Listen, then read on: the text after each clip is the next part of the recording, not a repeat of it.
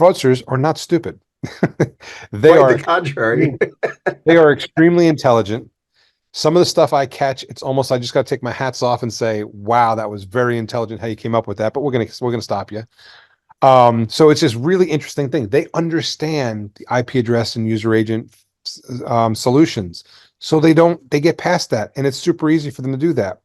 So what they do is they use a more sophisticated level, which is going to be your advanced bots, malware, human fraud farms, like farms.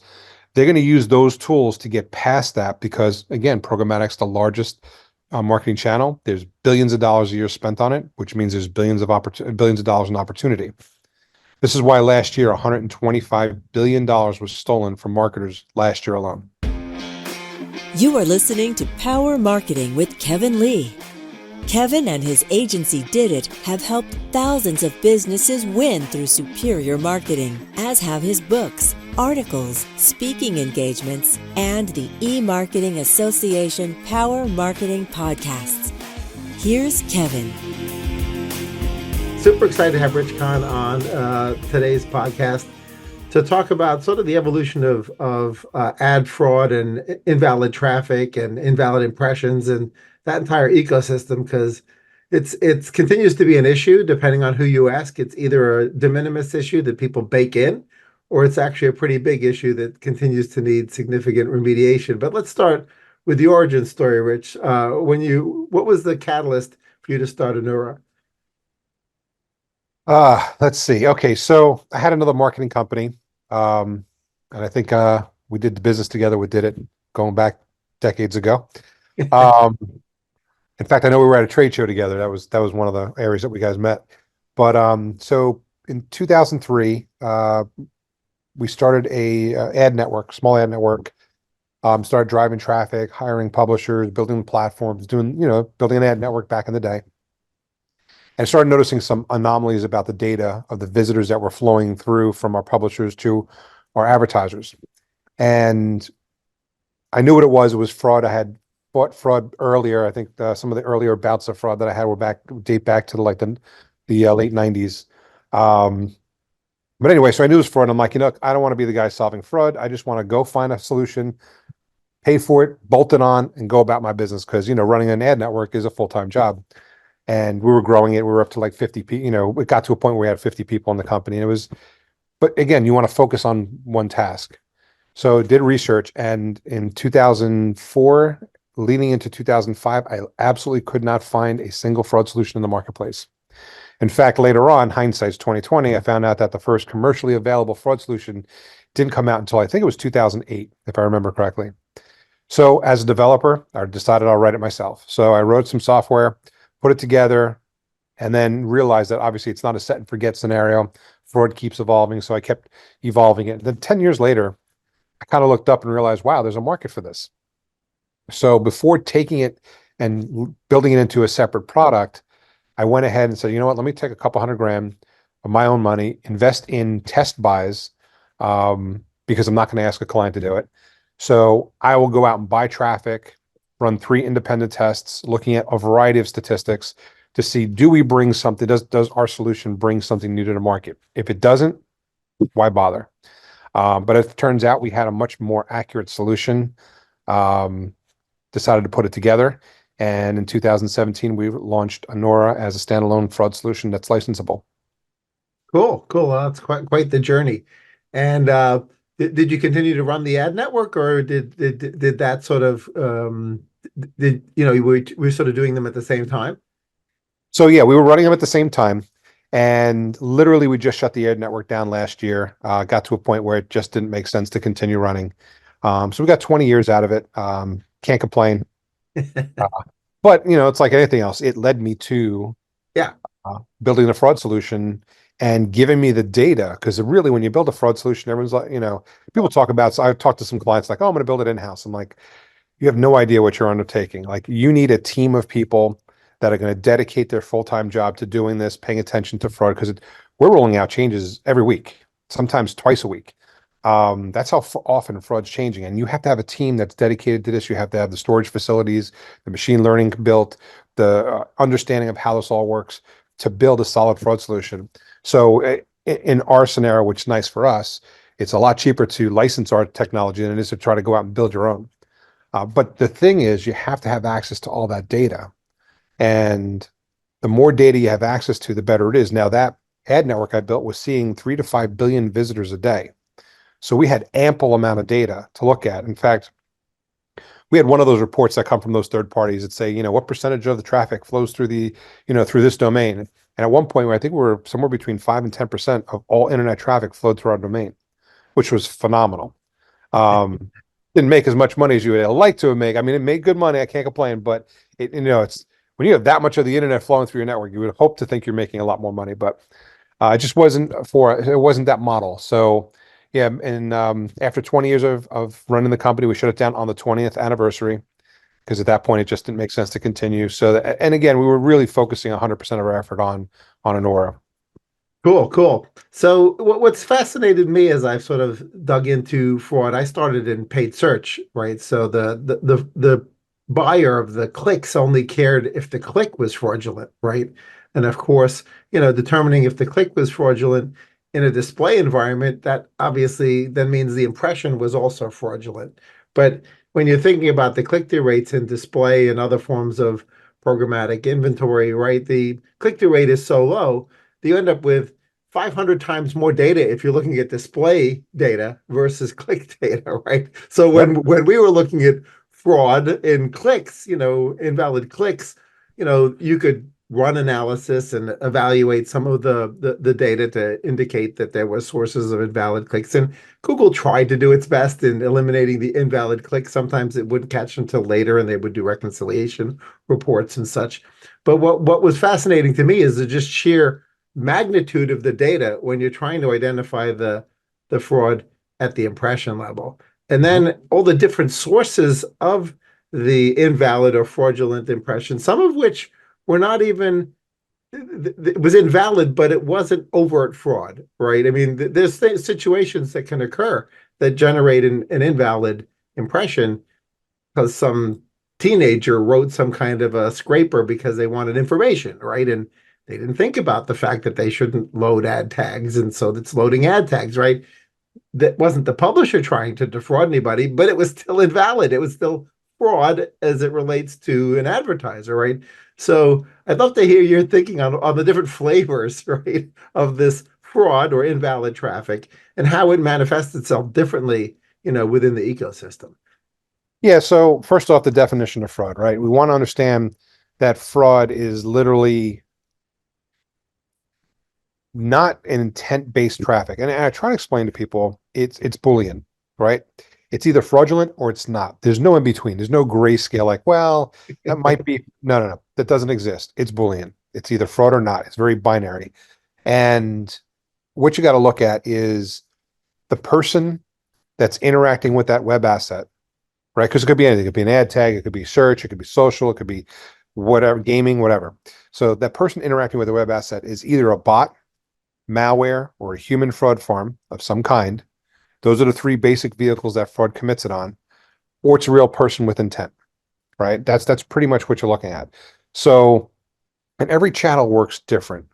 So like Google, Facebook, so Google traffic, search traffic, one of the king places to buy traffic from. Everybody wants to buy traffic from Google. 5 to 10% of their traffic is still fraudulent. Yeah. However, if you go to the Google Display Network, it's 50%.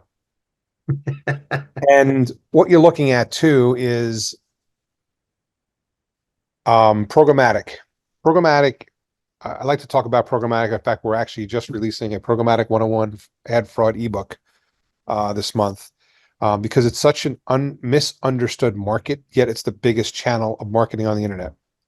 So in order to buy programmatic, you go to a DSP. Every DSP you go to this day, when you bring up the word fraud, they're going to say, oh, we got that covered. We have this company or that company doing a pre-bid scan. So before we even bid on the location, we already know if it's fraudulent or not. And everybody buys that. And it's being the wool being pulled over your shoulder, over your eyes. Because here's what's really happening. This is the under the hood stuff that people don't talk about. So a pre-bid solution has to live in that real-time bidding environment, which is that magic 100 millisecond response time, right? So inside of that, an ad fraud vendor doing a pre-bid scan usually has 10 to 15 milliseconds, sometimes 20 milliseconds to come back and say, yeah, thumbs up or thumbs down before the rest of the RTB process takes place.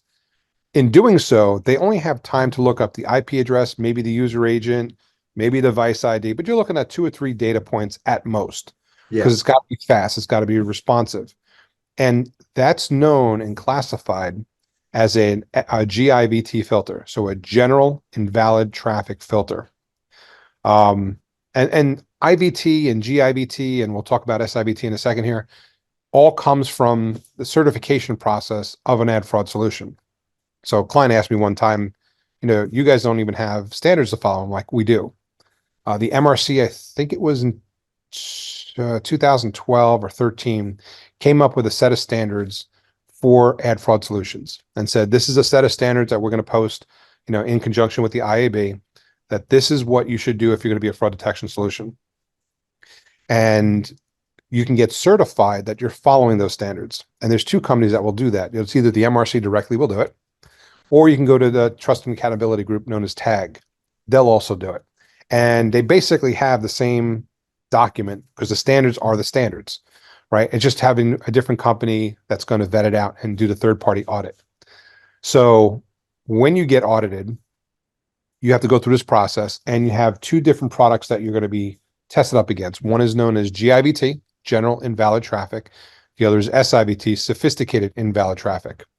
And just on a side note, I talk in tangents. We talk about probably this is going to happen, and just it's the way I talk. There are probably about 100 companies out in the marketplace that do some type of fraud detection. There's only 8 that are certified to follow the standards. So if you guys are doing some research and looking for a solution, make sure at minimum they're either MRC accredited or TAG certified against fraud if you're going to use them, because at least they're following the basic standards. Anyway, so back to the RTB model. So you have that GIVT filter that works. And most of those companies say, yeah, fraud's not that big of an issue. It picks up 1 to 3% of the traffic that's fraudulent. We don't bid on that, and off we go. So fraudsters know this, and fraudsters are not stupid. They Quite are the contrary. they are extremely intelligent. Some of the stuff I catch, it's almost I just got to take my hats off and say, "Wow, that was very intelligent how you came up with that." But we're gonna stop you. So it's this really interesting thing. They understand the IP address and user agent solutions, so they get past that, and it's super easy for them to do that. So what they do is they use a more sophisticated level, which is going to be your advanced bots, malware, human fraud farms, click farms. They're going to use those tools to get past that because, again, programmatic's the largest marketing channel. There's billions of dollars a year spent on it, which means there's billions of dollars in opportunity. This is why last year, $125 billion was stolen from marketers last year alone, just last year. So anyway, okay, the bidding process takes place, ad gets shown, gets displayed. If you wrap that tag after the whole process is over and scan that tag, on average, you're going to find that 50% of those ads are being shown to fraudulent visitors. 50%. And that's how they're making their money. And yet, the advertiser thinks I'm protected because the DSP told me I'm protected. DSP thinks they're protected because they're running a fraud solution. And yet, all the while, these fraudsters are making billions of dollars and they're happy as can be. Yeah, what's amazing to me, and I've done a little bit of digging forensically to try to understand more about that. But obviously, the wrapper around the actual ad tag before you fire the client's creative, right? That's the one that's supposed to figure out, is this human? Is this fraud? Is it visible? There's a whole bunch of sort of check boxes, right?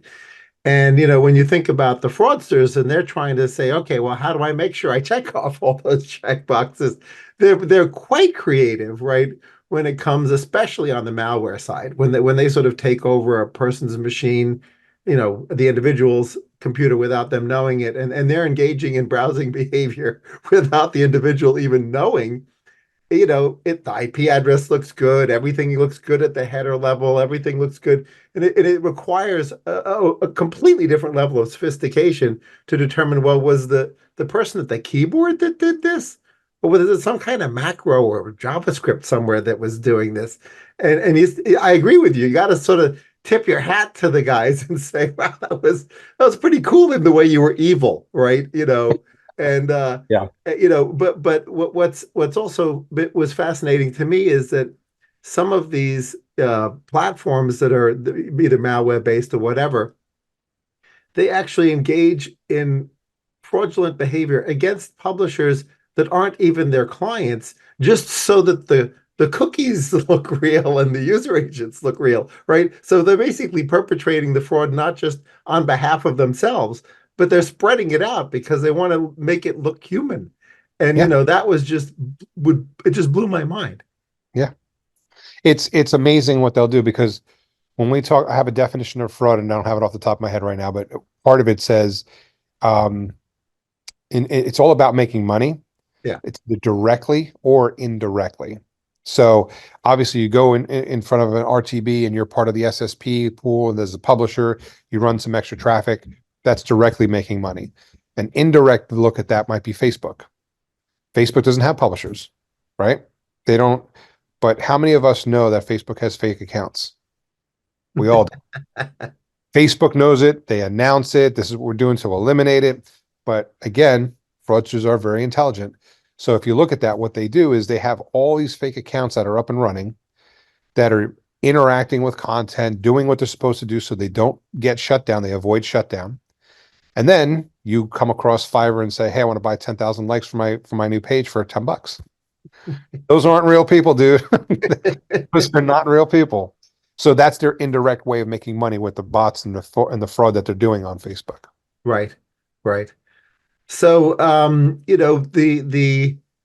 the one of the ways I sort of think about the fraud situation, or the way people have sort of described their fraud situation, is they'll do their best, right, to use vendors like yourselves, and some stuff will slip through. They don't want to have too many false positives. They don't want to penalize publishers if they don't deserve to be published. Everybody wants it to be fair, but a lot of advertisers have got to this point where they're like, well, I just realized that it's like going to this bar and I know they water down my vodka, but otherwise I sort of like it, right? And so I'm willing to put up with it because, or otherwise it's a good ambiance, I can still get drunk off of the vodka. I just have to drink more of it. So they just bake it in and just wash their hands of it. Now, what's your perspective on that mindset of like, it's just a cost of doing business.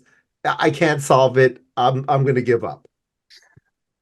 It's that, 80%, 20% rule, right? I'm going to adopt it to this in a little bit of a way where you do 20% of the work to get 80% of the benefit, and you don't want to do the other 80% of the work to get the 20% of the benefit, right? Right. So you have certain, and I deal with hundreds of clients, so I can tell you that I come across both styles. I have people that are like, look, if we can just get this on, look, I'm at 40% fraud. I need to get this under 10 or 15%, and I'm happy. Right. Then I got the guys that are up, I'm at 2%. I want 1%. Let's get it down to 1%. And then you get them to 1%. No, I want 0.5%. Like, it depends on the efficiency of the whatchamacallit. Because, some people, like they said, okay, if I'm spending $1 million a month in marketing, so now I got to spend 100, 1.4, but I don't have to deal with it. And they're okay with that. Not too many, but there are a few out there that just don't care because they're Right. too busy doing too many other things that are more important. And that loss to them is almost like, if I have to go now attack that and do that, because they don't realize that there are solutions that can do it for them. And a lot of times we'll get people that come to us organically and they just be like, I didn't realize you ever existed, or there was a need for this. Like, and how long you've been building this solution? I'm like, well, it's 19 years we've been building a solution right now. And they don't realize that there's a solution to their problem, and it's not expensive at all. But then you got the people, like I said, who will really micromanage. We're actually probably some of the better players that I see is the agencies. A lot of times the agencies, you have two schools of thought there, right? Again, tangent, but that's me. Two schools of thought there. So you have some agencies who say, hey, my client's not complaining, I'm not going to do anything. And they just let it go. And the client thinks the agency's doing everything he can do, so I don't even know there's a problem. So they just kind of, what's that statement from The Matrix? Ignorance is bliss, right? They just don't know and they just don't care. And they're like, hey, if I want to drive in more sales, I got to spend more money at this rate. Then you got the companies who really like, I've come across a number of agencies, and it's about 50-50, where they're like, look, if I can knock off 5% of the fraud, 10% of the fraud that they're seeing, that increases their ROI. Their ROI goes up. I get a bigger budget. I make more money. This all makes sense. Help me do this. We're actually can't announce it yet, but we're in the process of tying with one of the largest digital marketing agencies on the internet, and we're basically going to cover their entire client base. Awesome. They've been doing a test right now on one client, fell in love with the software, been back testing it for the last 3 or 4 months.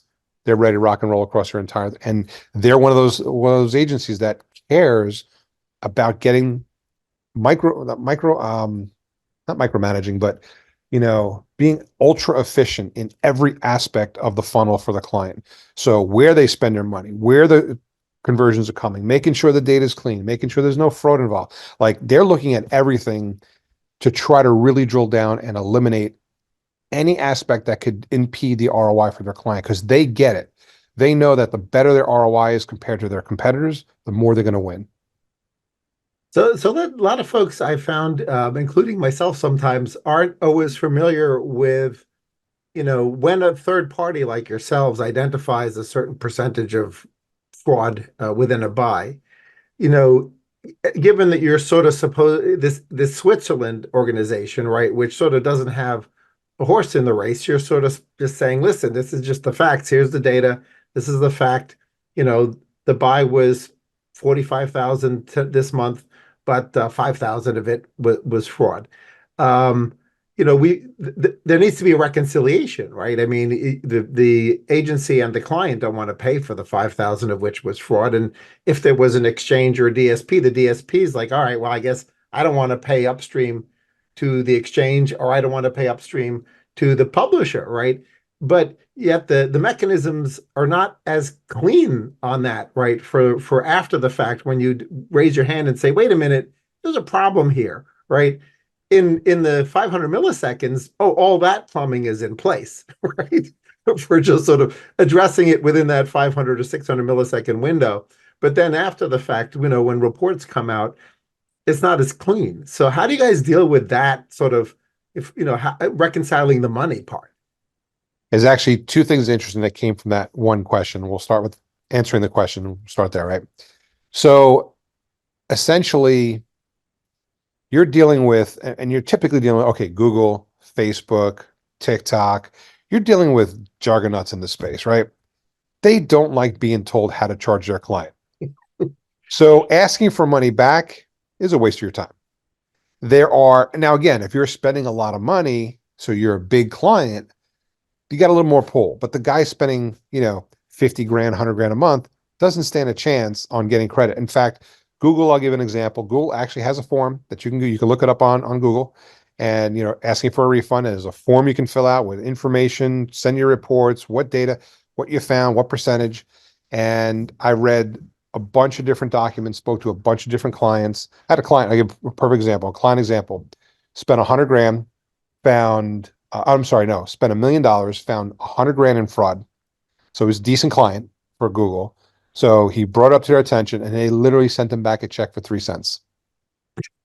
3 cents. Now, on average, what I've read is that Google will agree with about 10% of the claims that come through that form, and they'll pay about 30% of what they're asking for. So when you really do the math, globally, it's 3%. So it's not, the whole idea is to identify it and avoid it. So what our systems do and what we teach our customers is, okay, so fraud is coming through. How do we identify where the fraud's coming from, and how do we eliminate it from continuing to come in? And we have tools and metrics to build up and help that. Right. But, more importantly, when fraud comes in, besides paying for it, you have a lot of other costs. So let's say you're an e-commerce site. Somebody comes in, they're fraudulent, they got a stolen credit card, they zip it through, they buy a bunch of products, you ship out the products, and you find out 4 months later that was charged back. You're out product, shipping, processing, all that information, the chargeback fee. I mean, you're out a lot of money. Besides the couple bucks you spend for that click, you're out a lot of other back end fees. So a lot of our clients, what we try to do is we identify it, we set it up so that that doesn't happen again, but we want to protect the back end because the back end can be more expensive than the marketing side. Sure.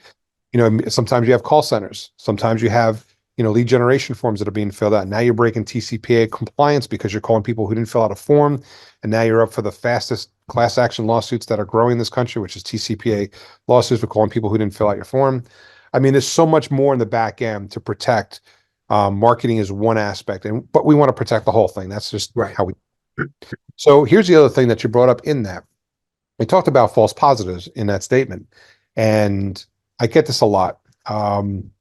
People talk about it because everybody is used to buying software and just expecting it to work, and then running and trusting that software to run their business. Perfect example is Excel. Almost every business nowadays uses Excel to track different things. They put all information in, it crunches all this data, spits out a number, and then you make business changing decisions based on that data. When was the last time you checked to make sure Excel was actually adding the columns up right? You don't. You trust it. And you're making business altering decisions based on that data. And that's a society we live in. We live in a society where you buy software, expect it to do its job, and think nothing of it. Well, my space, the ad fraud detection space, is one of those spaces that it's not like that. Okay, we're a SaaS-based solution. SaaS is very sexy to investors. So you've got, like I said, you've got probably 80 to 100 companies out in the marketplace that are just spinning up these new companies, putting this together, putting together a good marketing plan, marketing it. And what ends up happening is based on hundreds, if not, I should probably say thousands of clients testing between us and other solutions. The average fraud solution in the marketplace has a false positive rating of 15%. So if you do the math, 25% on average is what fraudulent activity is across the board. 15% of that is being mismarked by most companies, which means you're losing 3.75% of your visitors if you listen to that fraud solution. So you're making, business changing decisions, but you're losing out because these solutions in the marketplace just aren't accurate. And part of it is that they're not following the standards that are already set in the industry. They're just setting up shop, putting in some bells and whistles, wrapping up a good marketing plan behind it, and pushing it out there. So I always tell everyone, pay attention to the details. If you're going to use a fraud solution, number one, make sure that they're MRC accredited or tag certified against fraud. At least they're following the bare minimum requirements. If not, you're about to buy some software that's probably cheap, that's not going to do the job. It's going to screw up your stuff, and it's going to ultimately kill your campaigns or kill your business because of the false positives. And by the way, some of them have as high as 50% false positives. So it gets out of control. That's number one. Number two, test. Don't trust what the person says on the phone. Hey, if you call my company, don't trust us. Trust your own back-end data. So run the software, let it go through, let it mark the visitors as good, bad, percentage, whatever the markings are, and then run through your back end, confirm that data, check for chargebacks, check for real data. If they're leads, call them and confirm that they're real, and then use your human verified data to validate that the software is real before committing any money to it and before you allow that software to dictate what you do with your budget. This way you feel comfortable with what you have. Right. Yeah, nobody talks about opportunity cost, right? Because if you get a false positive, then that's an opportunity cost. That was in fact a human, but they were mislabeled, and now you can't sell them anything. And that's a big problem. People are trusting these softwares that are out in the marketplace that are they're doing more harm than good, for a variety of reasons. And I talk about that on endless time. But anyway, the whole idea is, if you're going to buy software, make sure it does the job. Verify it yourself. Look at the back end data. If you just buy software and don't pay attention to the data, you're going to hurt your business. Let's talk a little bit about the walled gardens, right? Now, in the RTB and programmatic space, there are opportunities to sort of plug into supply, or be on the demand side and plug in and, either add wrappers, or you sort of have control to some extent around the sort of ad stack that's running, and the ability to intervene if something bad is happening. But a lot of the walled gardens, they're like, here it is, take it or leave it, right? So how do you deal with invalid clicks and fraud within those networks when they're basically a black box, right? You have some targeting levers at your disposal, but other than that, you're supposed to just sort of cross your fingers and hope for the best. So we run our company this is just something we learned from it. We run our company on a process called EOS, the Entrepreneur's Operating System. Pretty popular. A lot of people know about it. Right. And one of their statements is when you're managing people or projects, trust but verify, which is another popular statement. So if they're going to tell you all this stuff and it sounds good, you want to be able to trust them, and this is the company that you want to use, verify. So get your own fraud solution. When the traffic lands on your landing page, scan it.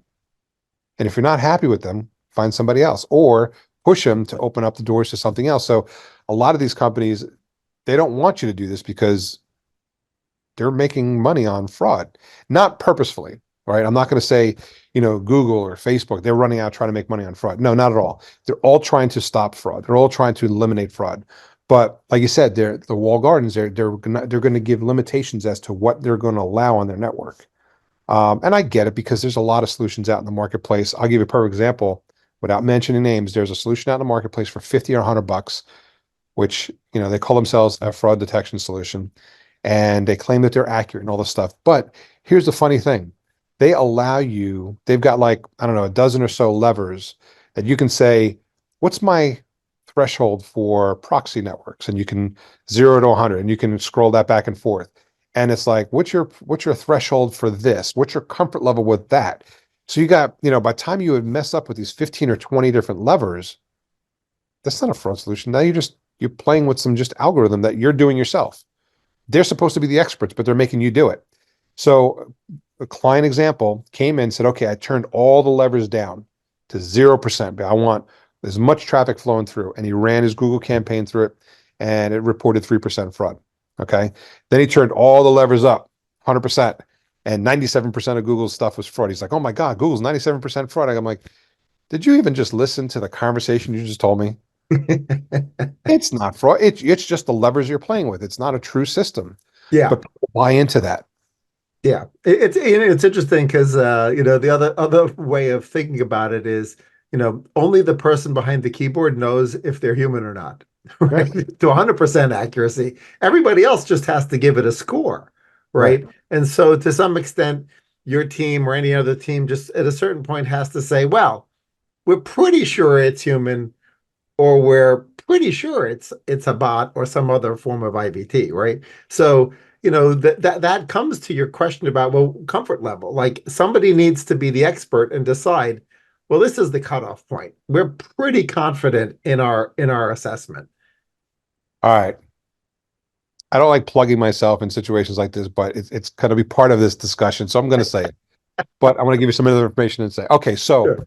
the average fraud solution in the marketplace, the way they work is on a scoring system, just like you said, right?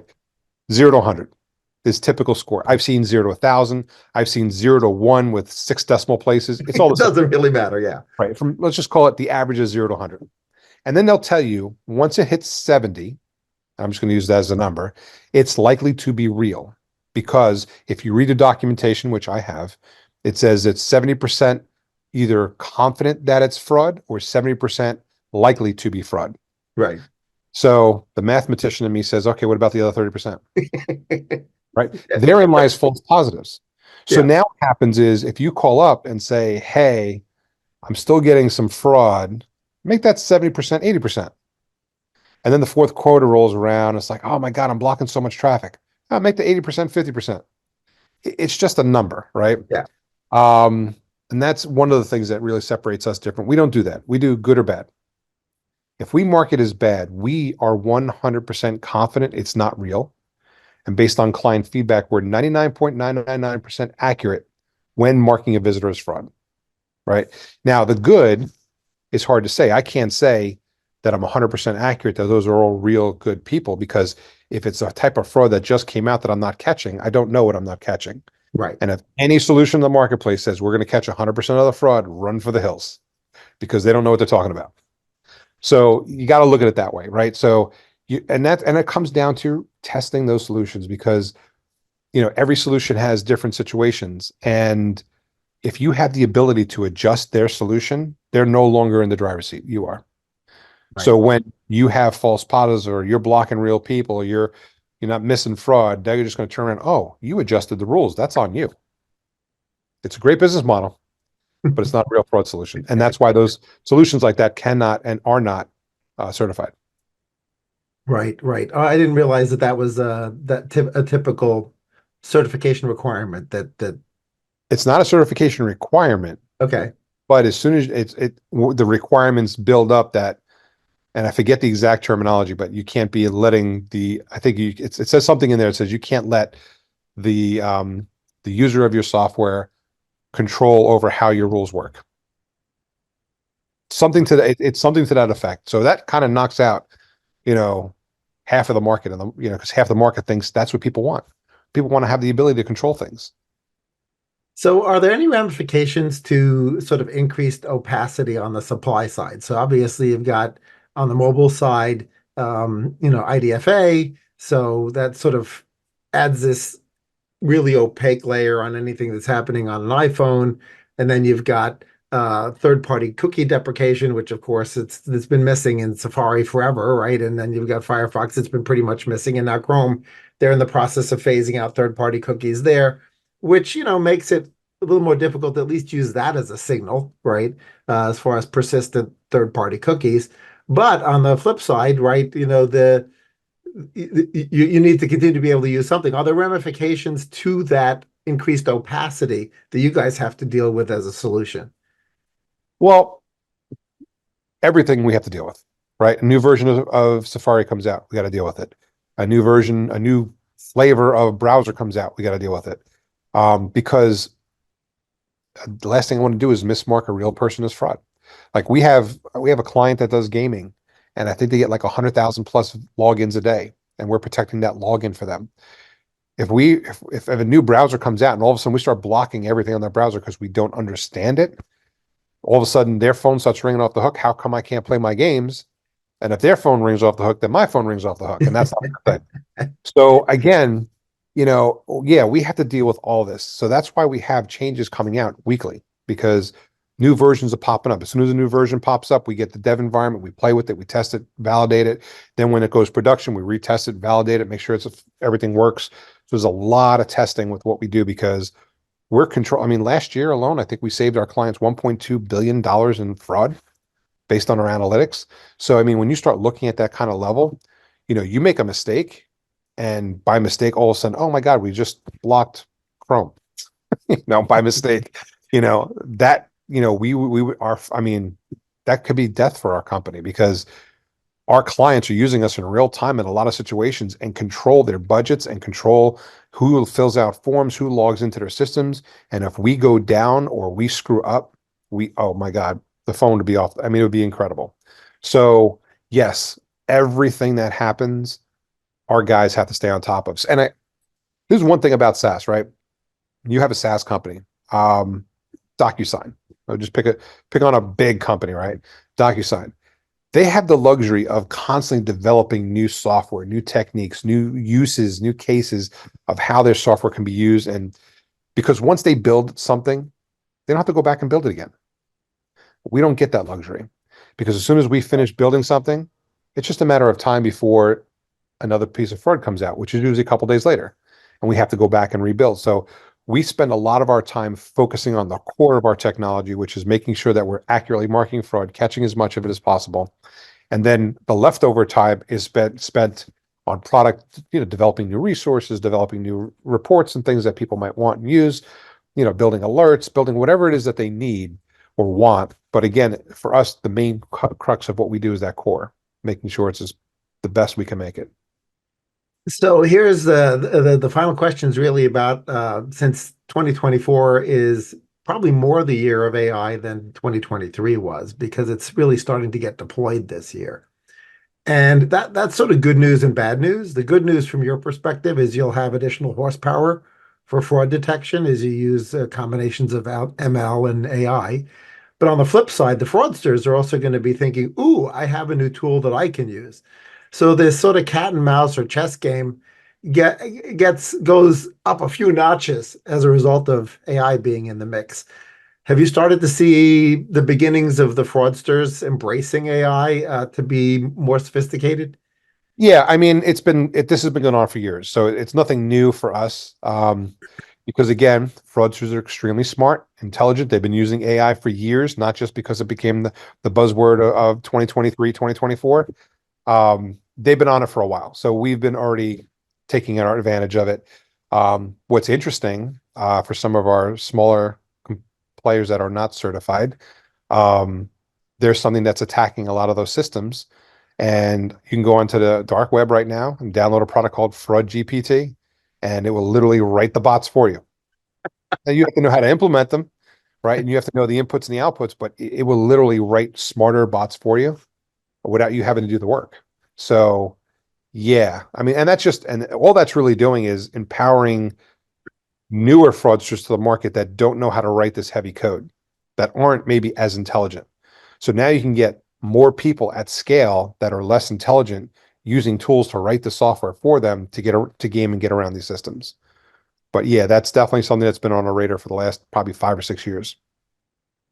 Based on that statement, I guess I would hypothesize that the percentage of fraud would then escalate, right? Because at this point, the barrier to entry to attempting to perpetrate fraud is lower, right? Yeah. So you would anticipate that anybody who can spin up any kind of a cloud instance or figure out how to write a piece of malware where they're using an individual's computer as the source of the IP address, et cetera, can be in that business. Yeah. Now, they may have, it's like spamming, right? I mean, it won't be 100% successful, but you don't need to be 100% successful, right? And so that's a pretty scary thought. Yeah. We're looking at it now. So there was a report by some other company, and I usually like to give credit to whoever puts it out. Unfortunately, I'm drawing a blank right now. I don't know who did it, but they claim that the average fraudster, ad fraudster, is making about $5 million a year. So when you put a price tag on it like that, where they're making more than you or I, right? They're making big bucks. The only thing that's good is my moral compass points directly north, so I could never get involved with that because it's just, it's stealing, right? They don't define it as stealing, but it's stealing. But yeah, so if you looked at fraud over the last 3 or 4 years, I mean, it's gone from 18 billion to 40 billion to, I think it went to, the next jump was, I think, 80 or 90 billion. 2 years ago it was 100 billion, and then last year was 125 billion. So it's still growing.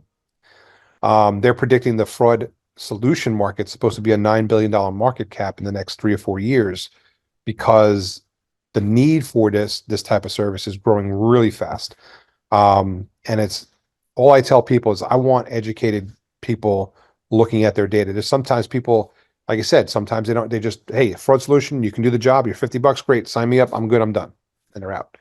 And then all of a sudden they start realizing, oh shoot, what the hell's going on in my campaign? Everything's falling apart. Like, they don't get it. So I can't impress it enough for people to test the data. Most companies offer some kind of free trial, put it to the test, human validate it, and then make your decision which company you want to go with. And that's really the best way to do it. I mean, any software, like, I know when you buy software, I buy software, I do the same thing. If it's an investment, I'm going to look at 2 or 3 companies. I'm going to try to get some friend recommendations. But then at the end of the day, nobody cares more about my company than me. Even if a friend recommended it to me, I'm still going to validate it that it's the right solution for me. So I'm going to run it through my myriad of tests and make sure it passes the mustard with me before I invest in the software. Because once I make that decision, I don't want to have to go back in 3 or 4 weeks and try to figure out what broke. Because Right. all of a sudden you're making money. All of a sudden you put new software in and stop making money, something goes wrong. The first question a developer asks is, what's changed? And you got to go back and find out, oh my God, we onboarded 3 different pieces of software. Which one caused the issue? So better do that upfront work versus doing it later after it's already caused problems. Cool. Well, thanks so much for joining me, Rich. A lot of really rich information, pun intended, about fraud and fighting fraud. And look forward to staying in touch as the AIs take over both sides of the market, with you guys fighting it and other folks perpetrating it. Thanks, Kevin, for having me on today. I appreciate it. Kevin Lee's Power Marketing is available on all your favorite podcast networks. Kevin loves helping businesses excel at marketing. Having marketing challenges? Just like Santa in the Miracle on 34th Street, if Kevin can't help you, he'll know someone who can. Find him on LinkedIn, subscribe, or follow.